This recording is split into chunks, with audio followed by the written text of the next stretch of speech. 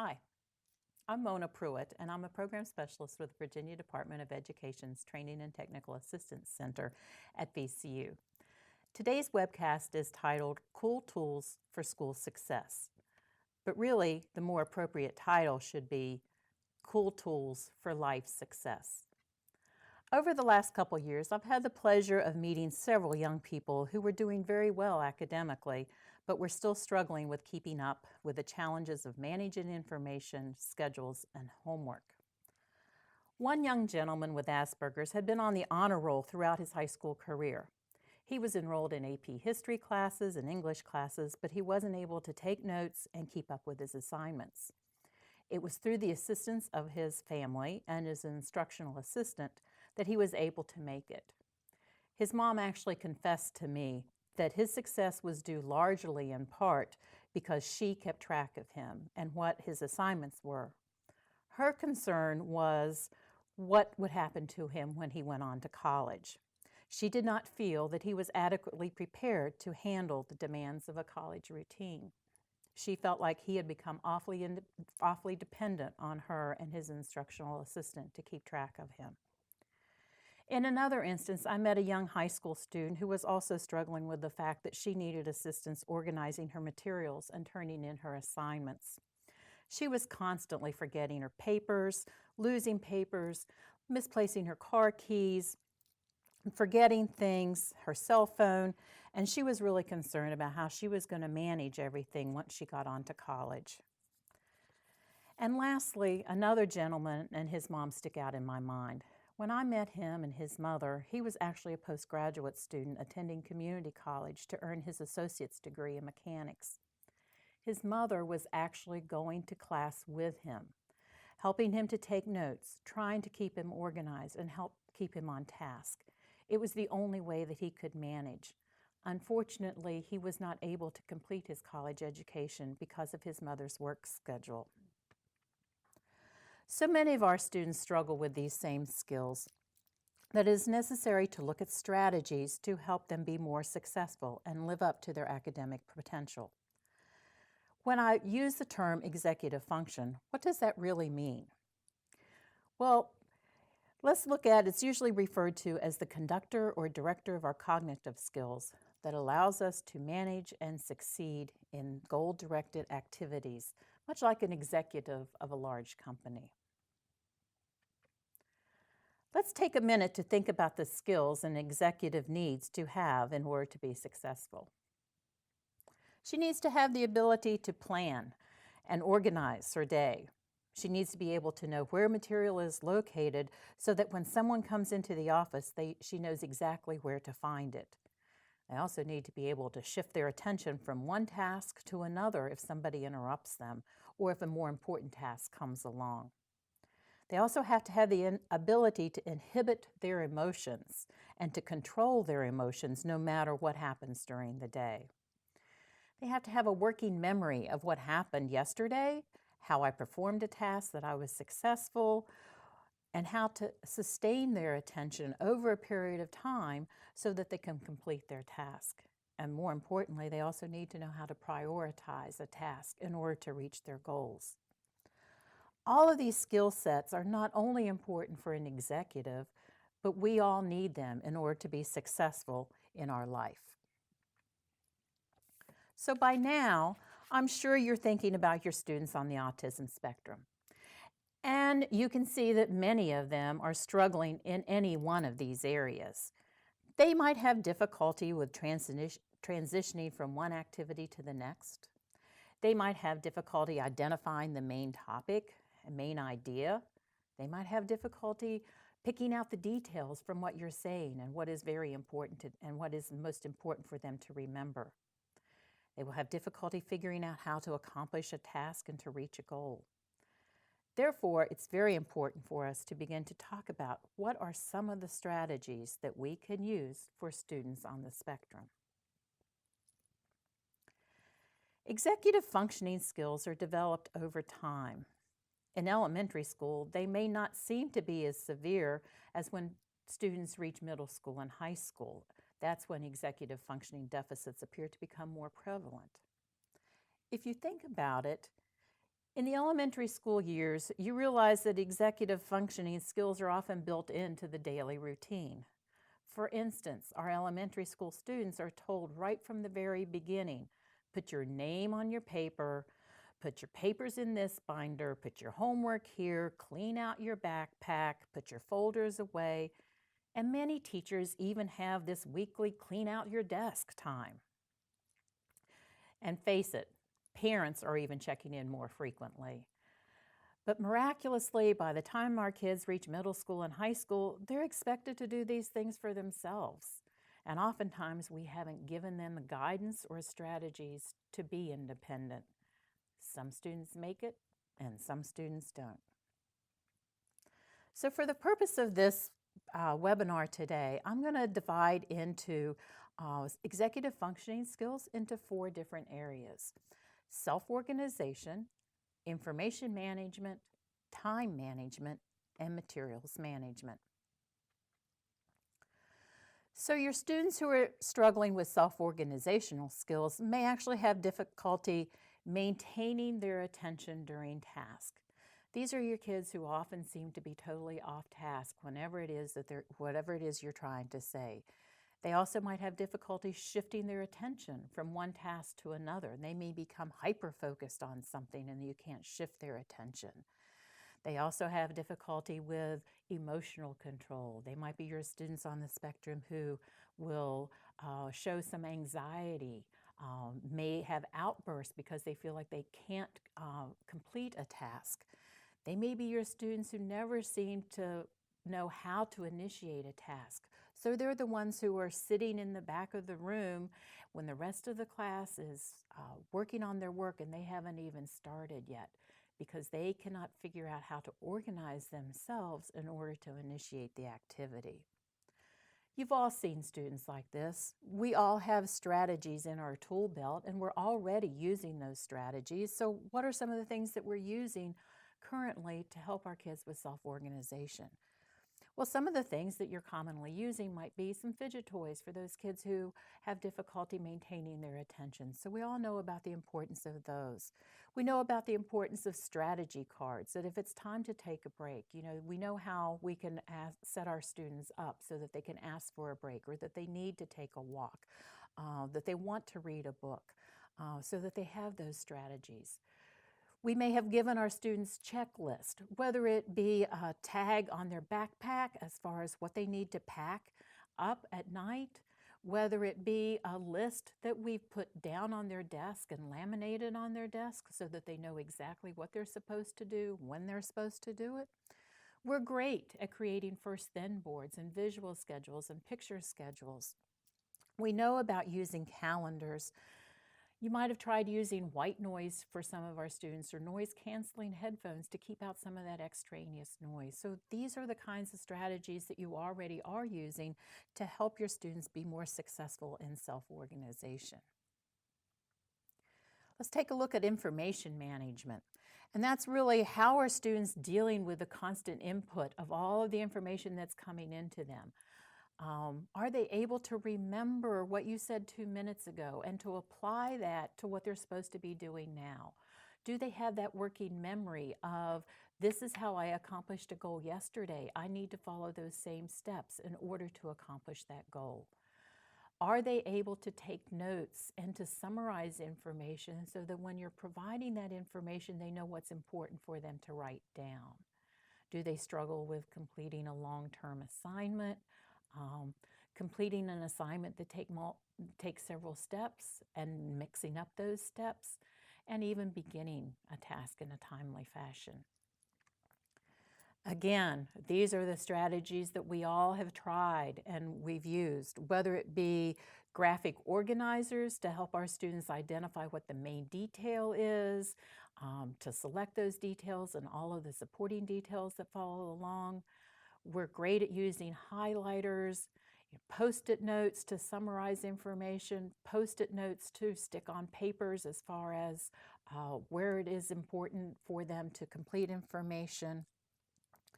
We've used checklists as far as a rubric perhaps, as far as have you included this information in your text, have you included that information, and many times teachers provide those rubrics to students so that they know what is expected of them when they're completing a long-term project.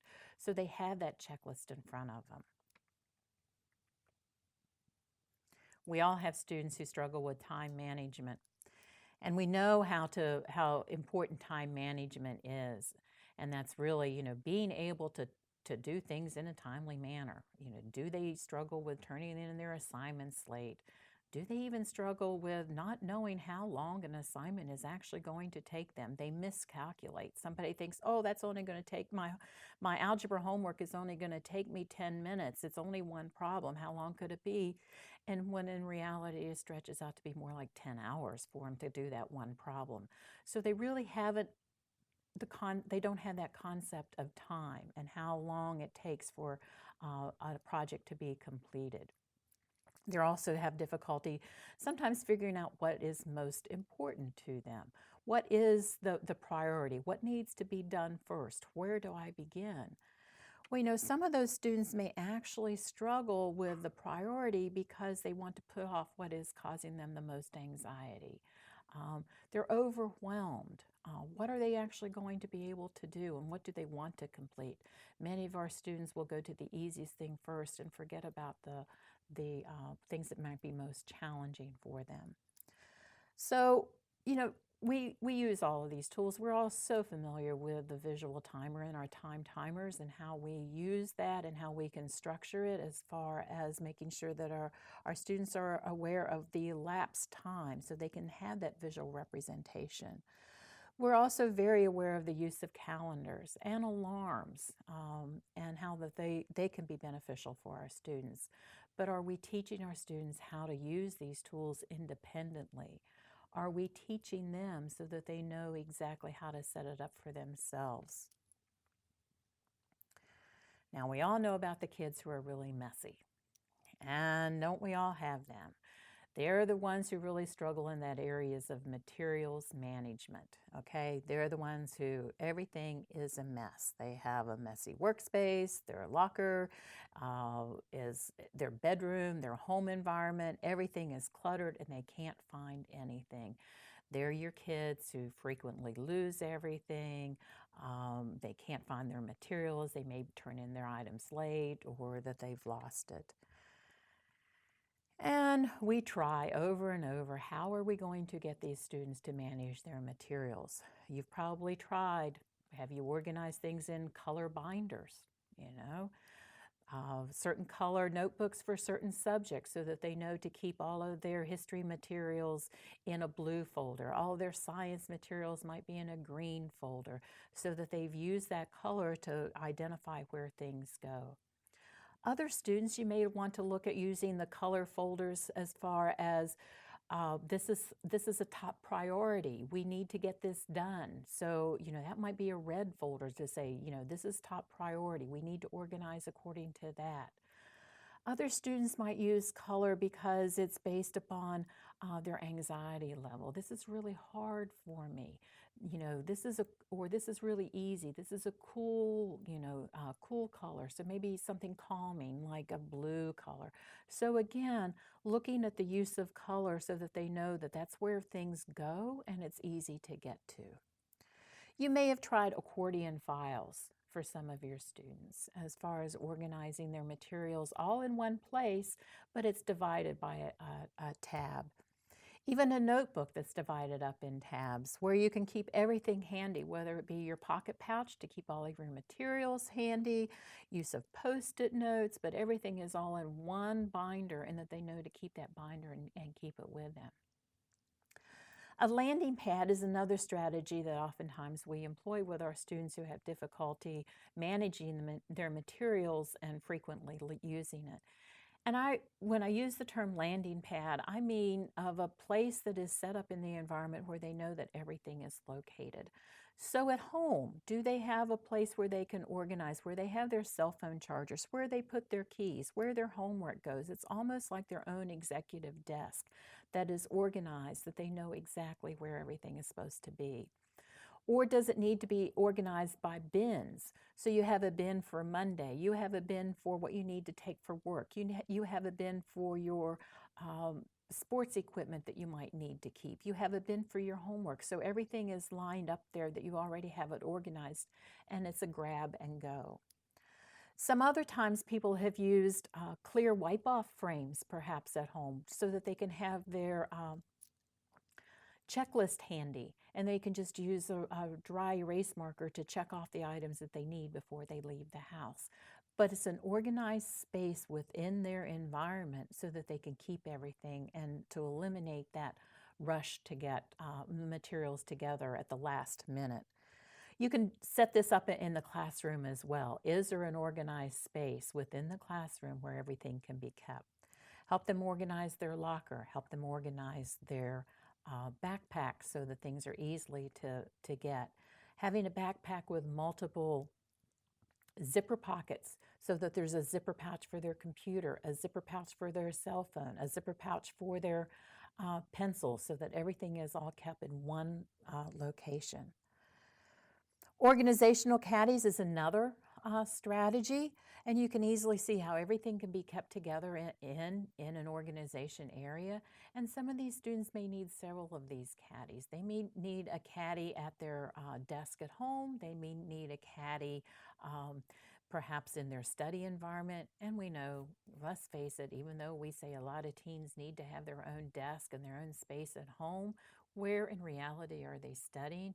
It might be on the floor, in the living room or family room, where it's actually more comfortable. Maybe they're more alert and more calm in that environment, but they need to have some kind of an organization system set up within that environment so that they'll be successful. But let's face it, we have tried this and we still have those kids like, yeah, right, but it doesn't work. And what am I going to do? You do it all for me, and I still can't figure it out. So that's where I really want to focus, is maybe there's some cool tools that we can use with our students. What do we know about today's teenager? Well, we know that they're very mobile. We know that they're very social. And we know that they really want to belong and they really want to do their best, but they're also very distracted because of everything that's going on. But they like the newness factor and they like new things. But our students with ASD often don't fit in with their peers. And is that perhaps because we have given them some strategies and some tools that may not seem to be so cool for them, may not really fit in with what their life is like, or what their life should be like, or what they want their life to look like? So we really need to see, can we do something for our students on the spectrum to help them fit in better with their peers and that they can be successful at the same time? And that's really when we start to look at perhaps using some technology tools. And what I want to focus this webinar on is actually showing you some technology tools that our students can actually use, that they might think that is pretty cool and that their peers sitting beside of them can use just as well, because these will benefit everybody. I am sure that throughout this webcast, you might even find a few that I show you that would help you organize your day and your routine. But before we begin to talk about technology tools, I really have to talk about, we just don't look at using technology just because it's cool. We really have to identify what is it about the technology that's going to work. And we have to take that into consideration. So we have to consider first, is it a technology-based solution? Or is your student actually functioning with some of these ideas I've already given you? Maybe you haven't even tried to put down a checklist on the student's desk and have them follow that checklist. Maybe you haven't worked with your students to help them formulate their own checklist. How many times do we create the checklist for our student and tell them they have to follow that checklist, and not giving them the skills to create their own to-do list, when in reality we all need to learn how to create our own to-do list, whether it be a mental to-do list or a written to-do list or a to-do list that we keep on our cell phones. So we really have to consider, have we tried some of these things? But in the consideration process, we have to think about the student. And we have to think about, what are the student's wishes? You really need to involve your student in all of this, particularly when it comes to developing organization, planning, timing, because what you're talking about is their day, their life, and what they're feeling and what they're thinking at this particular time. So involving the student first should be the very first thing, to say, what is challenging for you? What do you need help with? Why do you think you're always losing your cell phone? What can we do to help? So we really need to look at that student. And you might be surprised that not all students even like technology. Some students are even overwhelmed by that. And so some of these may not be the most successful tools for them. So we really need to think about our student first. We also need to look at, what is their environment like? Are they most challenged because they can't get outside of their house in the morning because they don't have an established routine? So it is at their home environment that we need to look at. It's like, how can we structure their home? How can we structure their get out of bed and get ready in the morning routine? Is there something like that that we need to look at? Then we need to look at, what is it that they're having the most difficulty with, and the task. And once we look at those, the student and the environment and the task, then you want to figure out, okay, what is the best solution? What is it that this student needs? Do they need an environment that's free from distractions? Do they need some kind of a visual system so that they can organize their routine? So we're really looking at, what are the features of the device or of the tool that's going to be most beneficial for the student.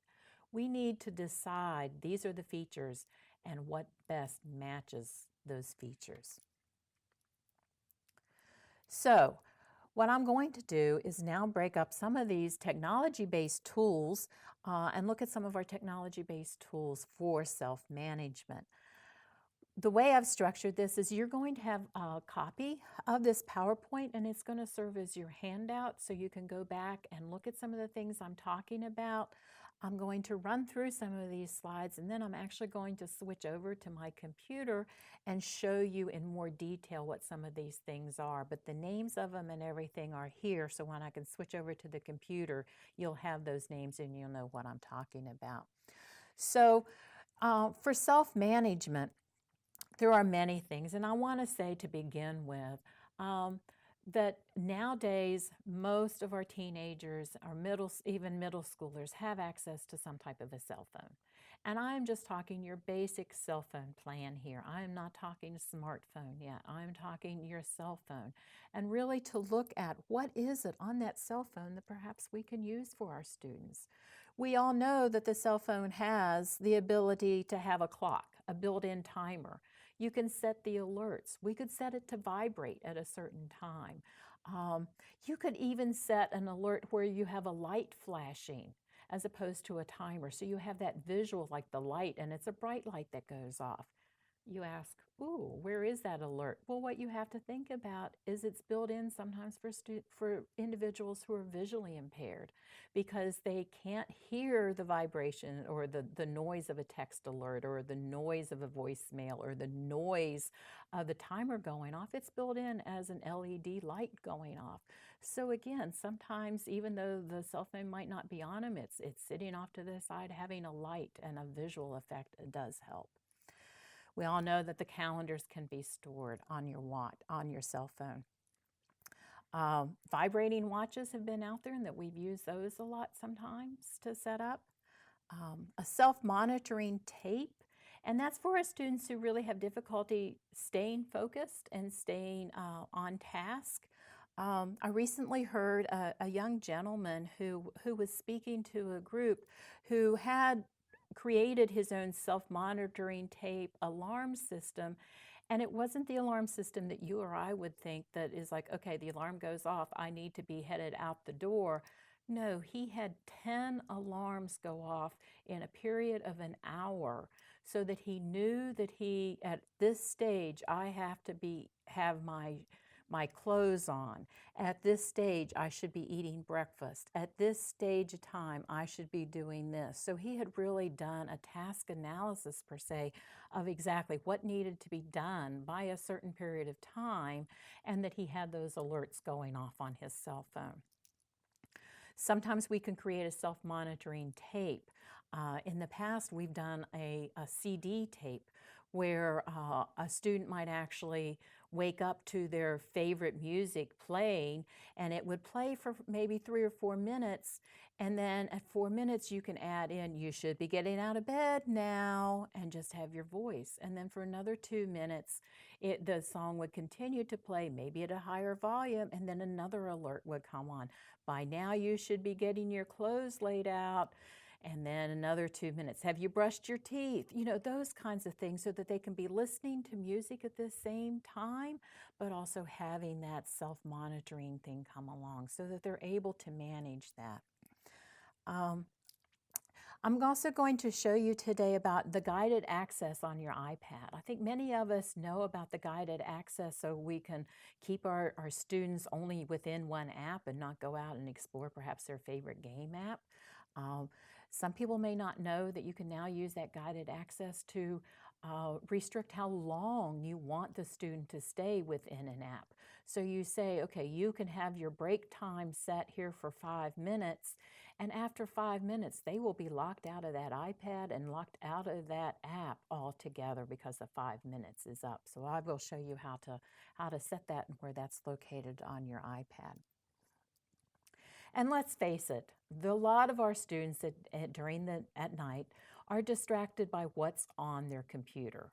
Now, we say that they're sitting there and they're doing their research, they're doing their homework, and they're writing a paper, but really, are they?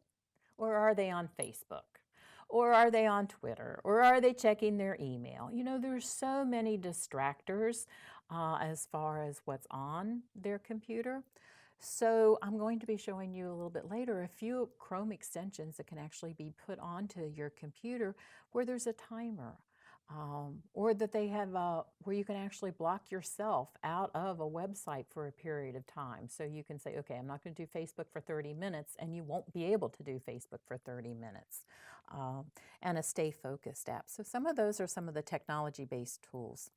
We also know about technology-based tools for information management. I think we all do a really good job as far as using graphic organizers and finding where graphic organizers are. So I'm not going to spend a lot of time talking about graphic organizers because, to be quite honest, you can go and you can Google graphic organizers and come up not only with online websites to create your own graphic organizer, but paper graphic organizers. Some of us may not think about using your smart art in PowerPoint or Word and how you can use that to create a graphic organizer template. But sometimes, again, we're more and more is moving into the digital age for our students as far as when they are completing their assignments. A lot has to be done online and reading information online. So how can our students actually identify what is most important on that website? Or how can they distinguish and get rid of some of the extraneous information on that website? So again, I'm going to be showing you some extensions that you can add to your Chrome browser that might assist your student. And another technology-based information item would be a smart pen. And later on, I will try to show you exactly what a smart pen does. And so if any of you aren't familiar with that, I can demonstrate that as well. Time management, obviously we've got Google Calendar. In a few minutes, I want to show a creative use of Google Calendar and how we can teach our students to use that to keep track of it. But also perhaps we need to work with our students if we're looking at them going into post-graduation, or even once they reach high school and having to do research projects, how to track their progress toward reaching a goal. not waiting until the last minute. So what is it that we can do so that they can track that progress? So there's a couple apps that I will show you within Chrome that will track their progress toward that, as well as using your Google Calendar. And lastly, the technology for materials management. I just want to say that gone is the day that we can accept from our students, the dog ate my homework. I mean, seriously, there is that, it cannot be used as an excuse anymore, much to our students' disappointment, because in the technology-based era, it is very common now for most of our students, and particularly I'm talking once they transition out of high school and into college, it is so common that there is the use of email, the use of cloud-based storage, and how valuable that is to be able to have all of your documents and all of your information available to you no matter where you are. So if you've left something behind, never fear, I have access to it. As long as I have internet access, I can have access to it. And some of these cloud-based storage systems don't even need to have internet access in order for you to have access to them. So I'm sure I'll just do a brief overview of Google Drive, Dropbox, and Evernote to explain exactly how those can be organized, and maybe really looking at what are some of the features and what would be most beneficial for our students. So I'm going to begin now with some of our computer-based solutions. And I've just given you some internet resources here for you to go back and perhaps look at as far as for graphic organizers. But right now I'm going to switch over and we're going to say our little technology prayer that everything's going to work. I'm going to switch over to my computer and actually share my computer to show a few of the Chrome extensions and Chrome apps that I have been talking about. Cross your fingers. So I brought up my computer screen, and I know it's late in the afternoon, so what better than to look at but a piece of chocolate, you know? Come on. So for the purpose of this webcast, I am just going to be showing a web page from Wikipedia, but knowing that a lot of these will work on any website that the student is working on. So I'm going to give a brief overview for those of you who may not be aware of when I talk about Chrome extensions and Chrome apps. So let me just begin by explaining what I'm talking about. First of all, Chrome means the browser Google Chrome. So much like in the past we've always talked about Internet Explorer or Safari, Chrome is your Chrome browser. Chrome can be put on any computer, so whether you have a Mac or a PC, you can use the Chrome browser. You know that you're using Chrome browser when you have the little round circle with the red, yellow, and green icon. So that means that I'm in Google Chrome. So a Chrome extension is actually an extension of my browser. When I've added these in, and if you can see from my computer, I have a variety of Chrome extensions, and you see all these little icons all along the top of my computer screen. And so those are extensions that I've added to the browser, which means it's giving my internet browser the capability of doing other things, okay? Everything that I have put on my Chrome browser is free. I have not had to pay anything for any of these. So let me begin by saying that an awful lot of times our students get on a website and they're like, oh my gosh, there is so much information. Sometimes we have ads, sometimes we have pictures, and it can be very distracting for our students.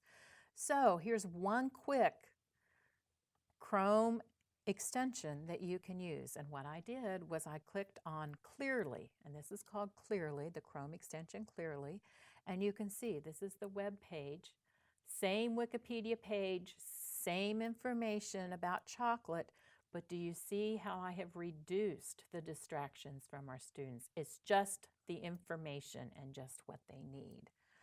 Now, let's take this one step further. Isn't this really cool? Yeah, you say. Oh, this is great. This is exactly what my student needs to read, but I want them to keep it with them all the time. Well, if you look over here on the right-hand side, there's a little elephant. That little elephant means, and I don't have Evernote, actually means if your student had an Evernote account, that they could clip this and it goes directly into their Evernote account, which means it's automatically saved someplace else for them. They then have the ability, are you ready for this, to highlight on it, the ability to take notes and to write directly on that piece of paper because it has been saved in their Evernote account. It has been saved in their Evernote account so that they have access to it even if they're not connected to the internet, if they have it downloaded onto their computer. So right there, we've already eliminated some of the distractions. But that's not all. Here's another. Again, I'm still on my chocolate web page. For some of our students, boy, that's an awful lot of information. What is most important? And personally, this is my most favorite app, my most favorite extension, only because of the name of it. The name of it is Too Long Didn't Read. I mean, seriously, doesn't that happen to a lot of us? Oh my gosh, that is so long, I am not going to read it. So guess what? In the amount of time it took me to talk about that, this is what Too Long Didn't Read did to that text. It created a summary of that text information for our students. So if you look down here, it created a summary. It also created it, here's a shortened version, you know. Here's the medium version, and here's the long version. So again, it really depends. Our students could take this information, look at it, and say, okay, this is the main point, and here's some supporting details. It might be the medium version, but everything is already condensed for them from any web page that they have had access to. So think about that. Too Long Didn't Read. Very important for all of us to remember. Okay? And then let's take a look at, again, we are here on the web page, and some of our students say, okay, you know, we've taught them how to use highlighters. We've taught them how to say, okay, what's the main idea? What are the supporting details? But how can you do that on here? I'm going to highlight some text, just a little bit about chocolate.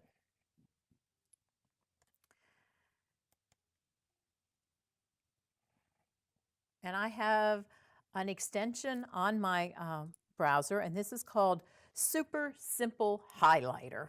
And if you see, I highlighted it, I right-clicked, and I selected Super Simple Highlighter, and you now can highlight your main idea. Okay. Then we can highlight perhaps some supporting details. And I'll do that perhaps in another color.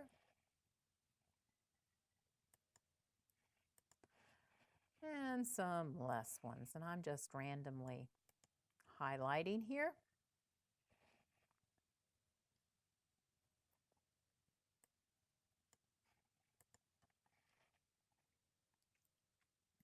So now they have everything nice and highlighted for them, but let's take a look at what we can do. If you notice up here in my window, I now have a little icon that is actually a highlighter. When I click on it, lo and behold, there's all my highlighted information. And it's within, you know, all the green and the yellow and those kinds of things. So it's all built right in there.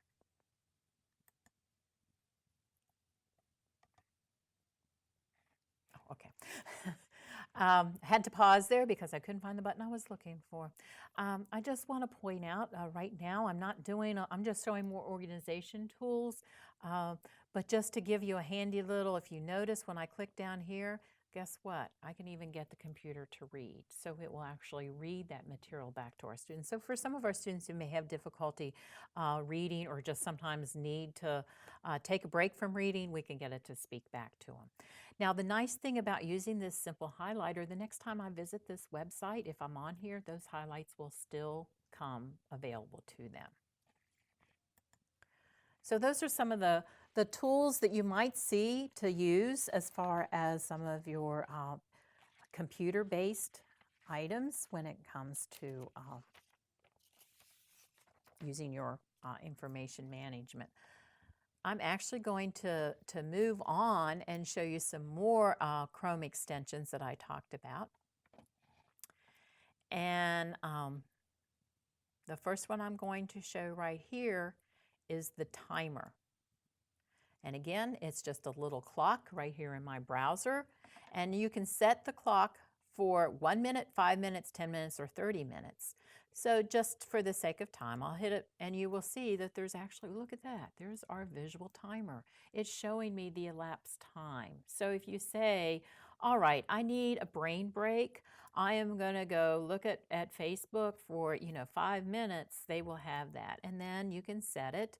At the end of a minute, it will go off and you know that your time is done, but you're right there at your computer rather than exiting out. Now, I'm sure you all know that you can also use Google and just ask Google to set a timer for you, but again, that's a distraction. This is something built right in there onto the browser that they don't have to get off the web page where they are. So that's just a Chrome extension called Timer. Now there's a scary looking guy right beside of my timer app, and I'm going to put it up there. And this is called self-control. Doesn't he look really scary? Okay. And I'm going to say that what this one does is blocked pattern. So this really is, think of it as a firewall for our their own employed firewall. We all know about our schools have set up firewalls. So you know that probably if your student is at school using the computer, they're not going to be able to access Facebook. They're not going to be able to access, perhaps in some schools, even YouTube or any of those distractions. But you know that at home when they're supposed to be doing their homework, they are able to access it. We haven't set up that firewall for them, but this is kind of like their own little firewall. So you can enter in the word Facebook and it will block them from Facebook. You can have a distraction-free mode, which, as you can see when I hover over it, it will make them stay on this website for an hour. Okay, so it will keep any changes from occurring so that they know that for an hour you have to stay where you are and stay there and focus their attention. So that is a Chrome extension called Self-Control. So I'm going to now switch and talk a little bit about some of the computer-based Chrome apps. Now let me show you what the difference is between a Chrome extension and a Chrome app. First of all, I showed you all the extensions were on my Chrome browser. All of the Chrome apps are located on your Chrome browser underneath a little icon that looks like a bunch of colored squares over here in the left-hand side of my screen, and I'm going to click on it. And these are all Chrome apps. Now think of a Chrome app as nothing more than perhaps it's redirecting you to a particular website. But perhaps that website has been streamlined for like a mobile version, so not everything is there. Perhaps it's just been one particular item that has been useful. So this is actually but a quick way, visual icon way per se, of thinking of like almost like a little bookmarking tool. There's two Chrome apps that I'm going to highlight today. One of them is called your Task Timer. And you can see that this really will create, say, okay, I have a history project due and I have so many hours to work on it tonight, and you start it and it actually will keep track of how far along you are in your progress for that. Same thing with the progress bar monitor. It's called Progress Bar Timer. So you can see that I have entered in, I have a paper for history due, And it will show me that, you know, it's due on the 9th, and this is how much time I have remaining before it's due. So look, it's that nice little visual timer, and it will keep track of how long I have before I can finish it. Now, just a quick aside, some of you may be sitting there going, oh my, these things are really cool. I want to get them. How do I do it? So let me give you a quickie to show you exactly how you can add these extensions to your computer and where you can find them. So again, I'm back on my computer screen, back underneath the apps, and that's that little icon all the way over there on the left-hand side of your screen where there's all the little colored blocks. If you click on that, you will see a little icon that says Web Store. Please don't let that store confuse you because, like I said, everything that I did is free. So you click on the Web Store, and let's say you really like that too long didn't read, or TLDR, but you can type in too long didn't read. I'll just type that into the search bar, and it comes up as a Chrome extension, so you can see it listed right here. Because I've already installed it, that's why it's green. But if I wanted anything and it says it's free, you click on it, and in a matter of a second, that icon will come up onto your computer and on your browser. It will tell you, if you can look here, here's the apps, so it will say whether it's an app or whether it's an extension. So like I said, the Too Long Didn't Read was an extension. Our task timer was an app. So you're just kind of knowing the difference between that. So that's a real quickie to say that's where you could find some of these apps and extensions for Chrome. The important thing to realize is because Google Chrome is available no matter where you go, you have your own Google Chrome account. You can take this and sign on to any computer with your Google Chrome account and have access to these on any computer that you have.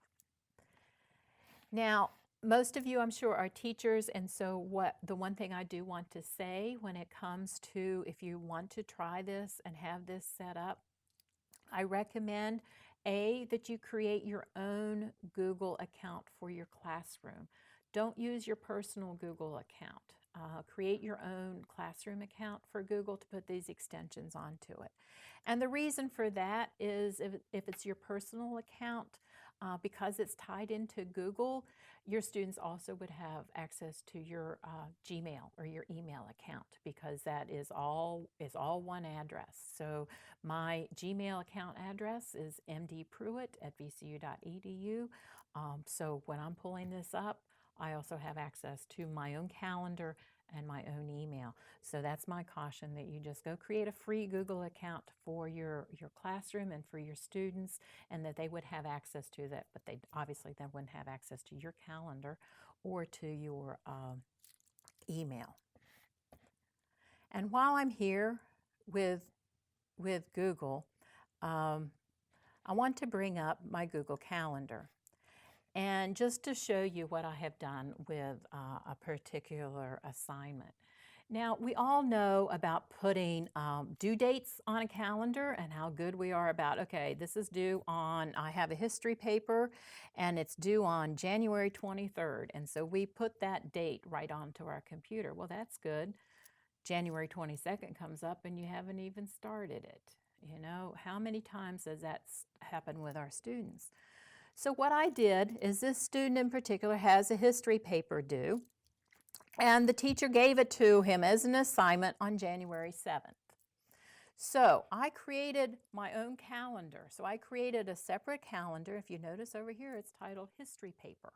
Okay, so that's my history paper calendar, or my own task. And okay, so it's green. So we've worked with our students to say, okay, you're in the green zone. That means it's time to get going, but you've got a period of time. So what's the first thing you need to do? Well, the first thing is I have to choose my research topic, and I need to research that topic. And I'm going to give myself until January 12th to do it. So I had that visual representation. Now, do you notice how the colors are changing? On the 13th, all of a sudden, it starts to become, okay, I've got to write the rough draft, okay? And I'm giving myself 3 or 4 days to write that rough draft. But you know, because you're in Google Calendar, you're going to get an alert every single day. Today's the day you're supposed to be writing your rough draft. Are you writing your rough draft? So those are going to come up. You can set those timers to come on. Where, okay, by Saturday the 17th, that rough draft better be done, and you better be starting on Sunday the 18th to making your edits and to revising it. So you're in the yellow zone. It's getting close, okay? And okay, we all face it. How many kids are really going to get this done ahead of time? So I'm being kind of realistic here. We're 2 days ahead, and they should be on the final paper. You know, they're given, but that is stopping our students from waiting until the last minute. It's that visual project timer that they're actually looking at, and it's clearly defined for them. So think of using the Google Calendar as a task calendar to give them a visual representation of the task that they need to do in order to complete them. So that they have the task of a history paper. Maybe it's just 2 days that they have to turn in their algebra homework.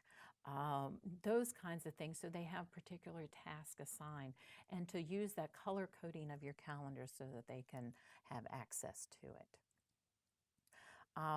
I did see here at the bottom, I forgot to show you the Mind Mup, but that is a Chrome app that you can look up, and it's a web-based graphic organizer that you can have as well. So that's what that one is. We talked a little bit about the use of Google Docs, Google Drive, Dropbox, and Evernote. I did want to show here, as far as this is just a key picture of what use of the Smart Art in your PowerPoint or Microsoft Word, and how you can take that Smart Art and turn it into a graphic organizer, and perhaps teaching our students how to do that. That Smart Art is right there built into their computer, so if they need to learn how to do an outline or to create their own graphic organizers, they don't need that distraction of going out and searching on the internet. I'm actually going to go back one slide to point out one of my favorite resources is listed up here. It's the UDL Tech Toolkit. It's a wiki. And I've directed you straight to this wiki page on graphic organizers, but it's an extensive list that this individual keeps up to date on a lot of different graphic organizers. So would recommend that you check out that resource as well. Okay, so now let's talk a little bit about, we went into the computer-based solutions. Let's talk a little bit about our cell phone solutions and our smartphone solutions and some of those mobile solutions that we might have. So talked a little bit about our cell phone and our cell phone options. Well, we know about the alarm, we know about the calendar and the alerts, but what I want to point out is the capability of the pictures. And the fact that there's a camera built into that cell phone is, I think, more and more perhaps what we need to be teaching our students, that perhaps they're not able to write down their assignments and what their homework is. The one young gentleman that I talked about that had Asperger's and in AP classes, he was not able to really write anything and to keep up with all of the written information. He was just such an incredible auditory learner, but he couldn't remember his assignments and he couldn't write them down. So that was really what he was struggling with. I showed him a couple solutions that involved using the LiveScribe pen, but the other solution that is so easy, and I think you and I make use of this solution all the time, is that camera. Have our students learn how to take out their camera and their cell phone and take a picture of the board. Take a picture. If you have written down what the homework is for the next day, have our students come up at the end of the day and just take a snapshot and take a picture of what that homework assignment is so that they have documentation. They don't need an instructional assistant marking in their agenda, writing it down on their calendar, keeping it up. Teach them that, hey, now's the time. Pull out that camera, take a picture, and you'll have it with you all the time. I use it all the time, and I know you've used it when you see something that you really want to remember. You're pulling out your cell phone now and taking a picture and using that camera. So let's think outside of the box of how that camera can be used for them to document exactly what it is that they need to remember that it's been written up on class. Um, Even if it's an outline of what the summary is and what they need to learn for what are the important items that they need to study for the test tomorrow. 3 items that they need to know. Quick, take a picture of it. All of your students and all of your classes could benefit from that. And it's a strategy that they can use for life. There's a variety of options available on a smartphone. Recently, I met with a young woman and her mother who were in a work-based situation, and a young woman was beginning to go to work, and she was taking transportation independently for the first time, and her mom was kind of concerned about that, and she was trying to have her remember to text her every time she got to work so she knew she made it there safely, and those kinds of things. Well, all I pointed out is on your iPhone, there's a reminder system, and that reminder system is awesome. You can dictate, like, remind me to do this at 9 o'clock, remind me to do this at 10 o'clock. But the nice option that you have with a smartphone is perhaps the GPS.